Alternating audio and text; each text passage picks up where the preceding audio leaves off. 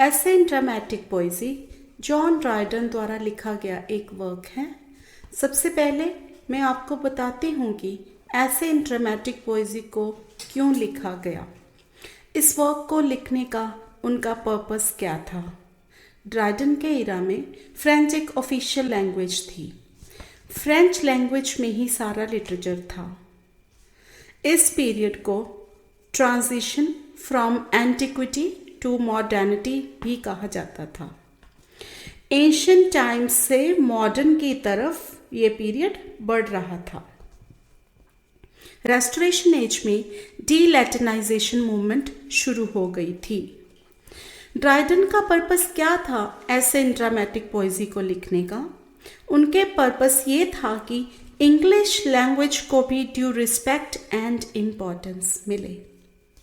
Dryden जो कि खुद एक English play right and poet थे, जब उनको ये फील हुआ कि इंग्लिश की तो उतनी वैल्यू नहीं है, उतनी रिस्पेक्ट एंड ऑनर नहीं है जितना फ्रेंच का है, तो उन्होंने अपने मन में ये थॉट आई और उन्होंने ये डिसाइड करा कि वो डेफिनेटली कोई ऐसा वर्क लिखेंगे जो इंग्लिश लैंग्वेज को डिफेंड करेगा, उसकी रिस्पेक्ट बढ़ाएगा और उसको भी ऑनर दिलाएगा।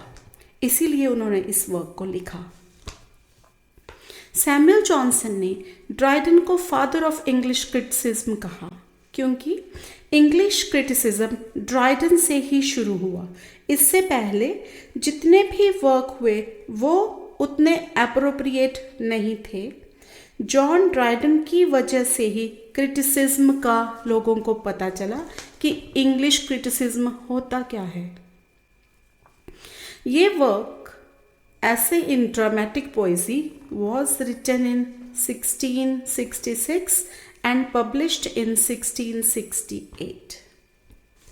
अब मैं आपसे इस वर्क की समरी को डिस्कस करती हूँ। इजी लैंग्वेज में डिस्कस करूँगी और मैं उम्मीद करती हूँ कि ये आपको बहुत अच्छे से समझ भी आ जाएगा।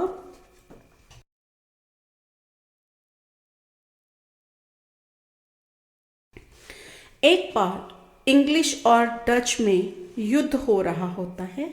यहाँ 4 कैरेक्टर्स हैं जो एक बोट में सवार होते हैं और वह युद्ध देखने जाते हैं। बोट में बैठे बैठे उनमें डिबेट शुरू हो जाता है। अब डिबेट का थीम क्या है? The theme of the debate is ancient drama versus modern drama, second French drama versus English drama. Restoration age में, जो कि ये सब रेस्टोरेशन एज में हुआ, इस एज में राइटर्स जो थे वो नेचर में बिल्कुल भी इंटरेस्टेड नहीं थे। वो सिर्फ इस बात में इंटरेस्टेड थे और उनके जो वर्क्स थे वो यही दिखाते थे कि सोसाइटी में उस टाइम क्या हो रहा था, like flirting, extra marital affairs, deceiving, drawing rooms, coffee houses, इन्हीं से रिलेटेड जो था प्लेस में दिखाया जाता था। फ्रेंच लिटरेचर का बहुत इन्फ्लुएंस था रेस्टोरेशन लिटरेचर में, और उस टाइम एक मेन इम्पॉर्टेंट पॉइंट है कि जो फ्रेंच ड्रामा था वो रीओपन हो गया था। The theatres were reopened. Now we will discuss ancient drama versus modern drama. Crites and Eugenius के डिबेट को हम डिस्कस करेंगे। मैं इसको 7 पॉइंट्स में डिस्कस करूंगी and I request you to kindly pick up your pens. आप अपने पेन्स प्लीज़ रेडी रखिए और इन 7 पॉइंट्स को नोट डाउन करिए ताकि एग्ज़ाम में आपकी ये बहुत हेल्प करेंगे। द फर्स्ट इज, एंशियंट्स ने प्रिंसिपल्स एंड रूल्स बनाए, ये क्राइट्स कहते हैं।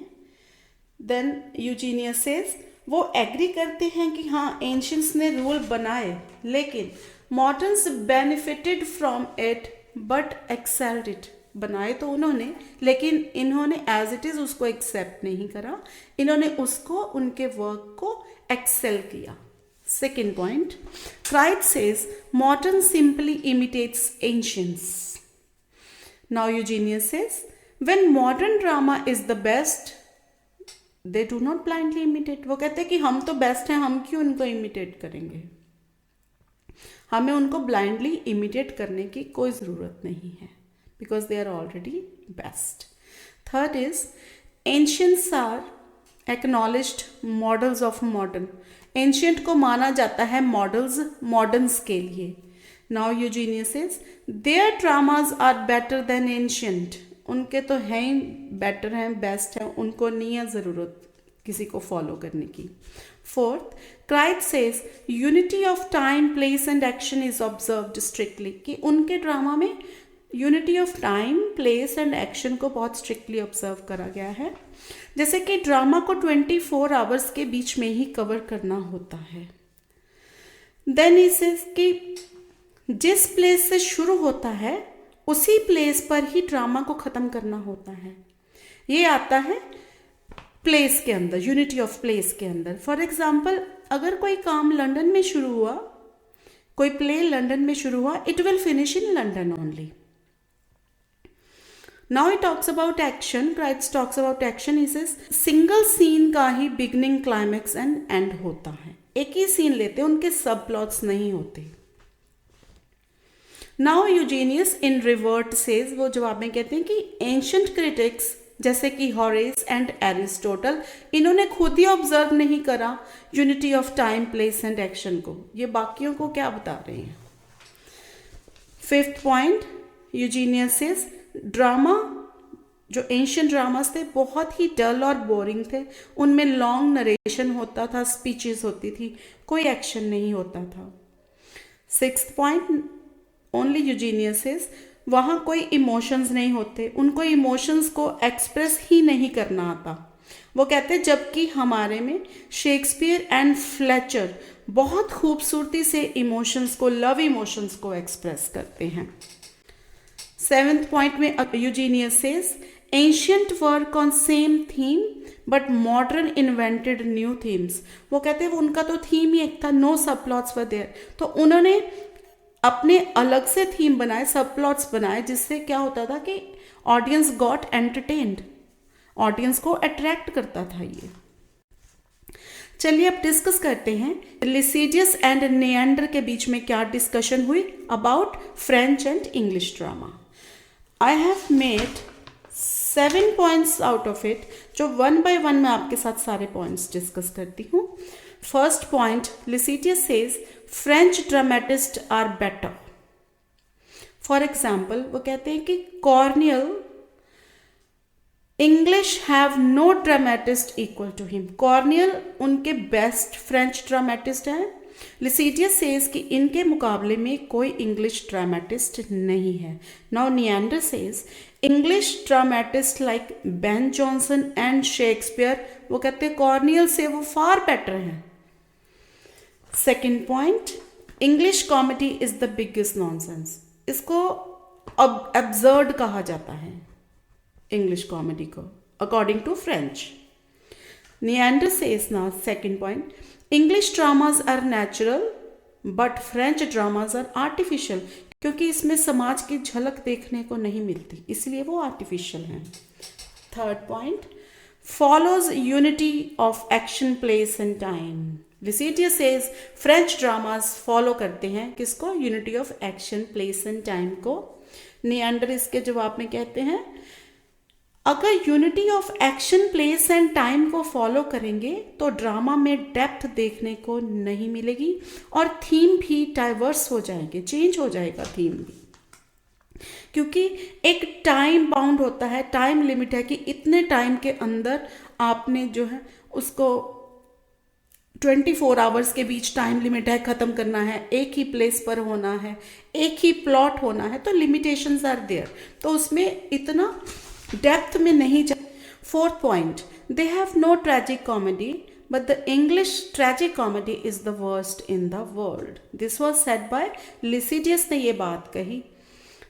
Now Neander says in fourth point, French can either make tragedy और comedy. They can not combine both of them. Tragic और कॉमेडी को वो कंबाइन नहीं कर सकते, बस अलग अलग दिखा सकते हैं. Next point, fifth, no action and violence in the story, ना तो इनकी स्टोरीज में कोई एक्शन होता है ना ही कोई वायलेंस, ओनली लॉन्ग नरेशन होता है, इसीलिए वो काफ़ी बोरिंग भी होती हैं. Now Neander says English audience क्या करते हैं, वे लाइक करते हैं battle and horror in the plot. Play में हॉरर बैटल को देखना वो पसंद करते हैं, पर यहाँ फ्रेंच में ये सब कुछ एब्सेंट होता है. Now Lisideius says in 6th point कि सिंगल प्लॉट ही होता है. They do not overload the play with plots, ये नहीं कि उसमें बहुत सब प्लॉट्स होंगे, सिंगल प्लॉट पर ही वो काम करते हैं. Because they follow unity of time, place and action very strictly. Now Neander in 6th point he says same plot brings boredom. अगर एक ही प्लॉट दिखाएंगे उसमें तो ऑडियंस जो है वो बोर हो जाएंगी, क्योंकि अगर उसमें और सब प्लॉट्स, उसमें अगर आगे छोटी छोटी कहानियां होंगी तो लोगों का उसमें इंटरेस्ट बना रहेगा और उनको वो अट्रैक्ट कर सकेंगे ऑडियंस को. इसीलिए जो फ्रेंच लिटरेचर है वो इसको बहुत बोरिंग कहते हैं, और इंग्लिश लिटरेचर है क्योंकि इसमें सब प्लॉट्स हैं तो वो कहते हैं ये काफ़ी इंटरेस्टिंग है और ऑडियंस को अट्रैक्ट करता है. Now in 7th point Lisideius says they understand कि French do not overload play with plot, पर act of death, bloodshed, all narrated rather than presented. Means किसी भी चीज़ को वो दिखाते नहीं है, सिर्फ नरेट करते हैं.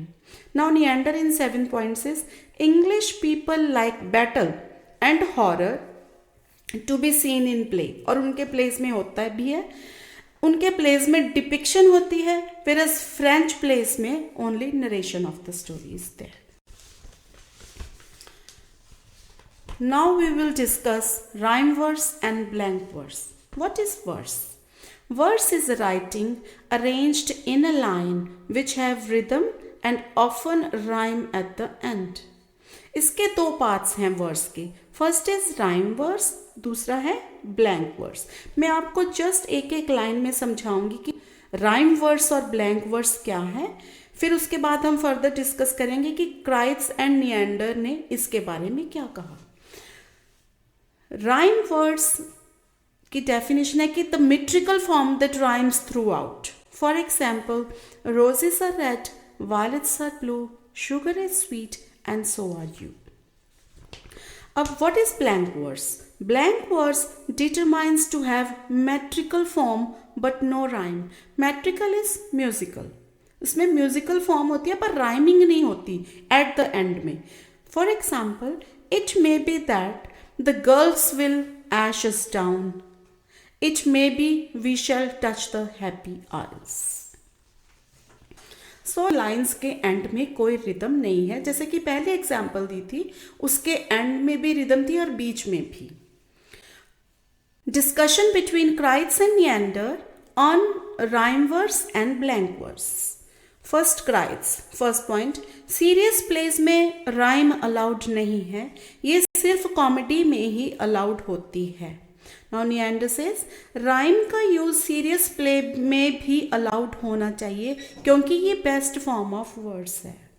क्राइट सेज इन 2nd पॉइंट ये सीरियस प्ले में राइम बहुत अननेचुरल लगता है क्योंकि कोई भी राइम में प्ले में राइम नहीं होती. अगर मान लो ऐसा कर भी दिया जाए तो ये नेचुरल बिल्कुल नहीं लगता. नाउ निएंडर सेज वो कहते हैं कि क्राइट्स की बातों से बिल्कुल भी मैं एग्री नहीं करता. 3rd point, blank verse is also unnatural but it is near to prose. Neander in 3rd point says rhyming work को एंटरटेनिंग बनाएगा, पीपल इसको पढ़ते समय एंजॉय करेंगे, इसलिए राइमिंग सीरियस प्ले में भी होनी चाहिए. Thank you friends, hope you like the videos and all the points are pretty much clear to you. अगर आपको ये सारे points समझ आ गए हैं please let me know in the comments. अगर आपको ये टॉपिक बिल्कुल क्लियर हो गया तो please like, share and subscribe my channel. Thank you so much.